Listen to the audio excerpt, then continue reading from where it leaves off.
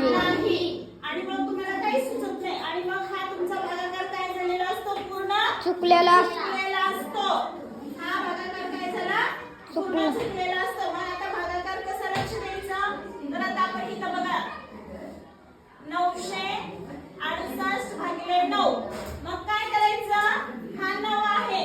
मग इथं पण पहिला अंक किती आहे बघायचं. मग किती आहे? 9. 9च आहे. मग सारखे अंक आहेत. मग 9च्या पड्यात 9 आहे का? हो. मग किती नंबरला आहे? 1 नंबरला. मग ज्या नंबरला आहे तो नंबर कुठे ठेवला आपण?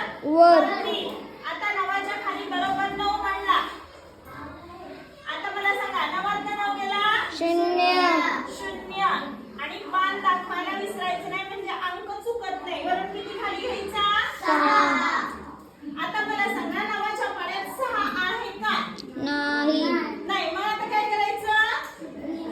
शून्याचा भाग भाग लावायचा 0. शून्याचा. वरती बरोबर 0 जायला विसरायचं नाही आणि खाली पण 6च्या खाली बरोबर काय द्यायचा? 0. आता मला सांगा 6 आणि 0ची वजाबाकी आहे असं कोण खाली शिल्लक राहणार? 6. कारण खालच्या शून्याला काही किंमत नाही. आता वरून किती घ्यायचा खाली? 8 घेतला. आता 9च्या पाड्यात 68 आहे का बघायचं किंवा 68 पेक्षा लहान संख्या. चला पाण्यास लिहू इथं मोठ्याने म्हणा.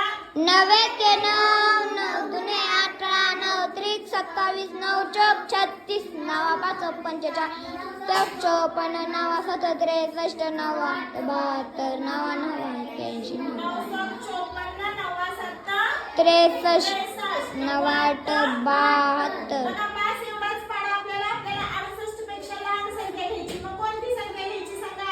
63 63. किती नंबरला आहे? 7 किती नंबरला? 7 9 7 63 8 3 गेले. खाली किती उरले? 5 बरोबर आहे. 7 न 6 गेले 0 0. बघा आता मला सांगा याच्या पेक्षा खाली काय राहिला? लहान अंक शिल्लक राहिला. बरोबर. तेव्हा आपलं गणित काय झालं? बरोबर आलं. मग ह्यांची नावं लक्षात ठेवायची आता.